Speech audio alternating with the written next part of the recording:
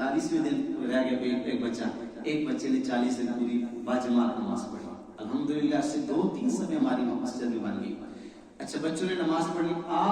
میں ابھی کچھ اداروں میں گیا ہوں، پاکستان کی دھرتی پر ایک اسکول، کالج، یونیورسٹی آپ نہیں بتا سکتے کہ جہاں اخلاق کی حاضری لگتی ہے۔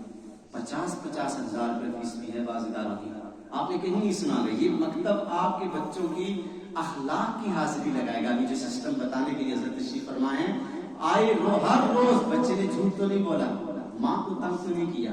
ہمارے جو مکتب کے بچے پڑھتے ہیں، ہم نے مدرسے کے ٹائم کے علاوہ جب یہ کھیلتے ہیں تو مکتب کے بچے آپس میں کھیلتے ہیں۔ پرسوں میں نے اپنے بھتیجے کو کھیل کے جو ہماری ٹیم بنی ہوئی اس سے نکال دیا۔ بچوں نے بتایا کہ اس نے گالی دی ہے، ہم نے ٹیم سے نکال دیا، پھر روتا رہا 2-3 دن، پھر اس کو داخل کیا۔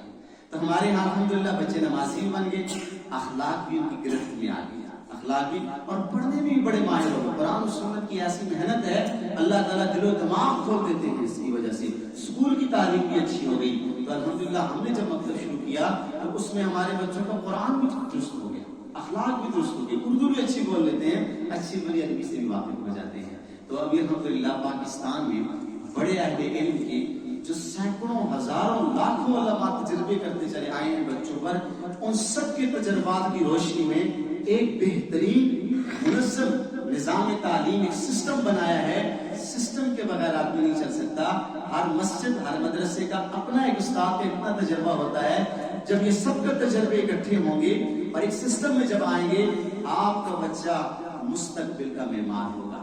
یہ انگلستان میں ہو یا پاکستان میں ہو، دنیا کے کسی کونے میں ہو، اس کے دل میں خوف خدا ہوگا اور اپنے کام سے یہ کام رکھے گا۔ تفصیل انشاءاللہ حضرت بولیں گے۔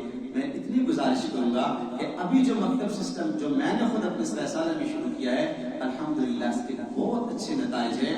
قرآن بھی درست، اخلاق بھی درست، لباس بھی درست۔ آپ یقین جانیے ایک لباس کے ساتھ ہمارے بچے آتے ہیں، کلاس میں بیگ لگا کے آتے ہیں، ٹوپی ایک جیسی، کتاب ایک جیسی، پورے مطلب کہ پورے ڈسپلن کے ساتھ آتے ہیں۔ بچے اسکولوں میں جاتے ہیں ڈسپلن کے ساتھ، اللہ کے گھر میں آتے ہیں ڈسپلن۔ 20 بچوں سے زیادہ نہیں رکھتے۔ عام طور پر آپ کو پتا ہے نا، ہمارے عالمی آئے قاری صاحب ایک بیٹھے ہوتے ہیں، 100 بچہ ان کے سامنے بیٹھا ہوتا ہے۔ آپ خود فیصلہ کیجئے کہ ایک قاری صاحب 1 گھنٹے میں 100 بچوں سے کیسے سنیں گے؟ 100 بچوں سے کیسے؟ اس کی بھی سسٹم بنا ہے، آپ اس سسٹم سے جڑ جائیں۔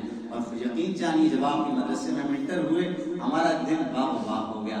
رب العالمین آپ کے اساتذہ کو لمبی عمر عطا فرمائے۔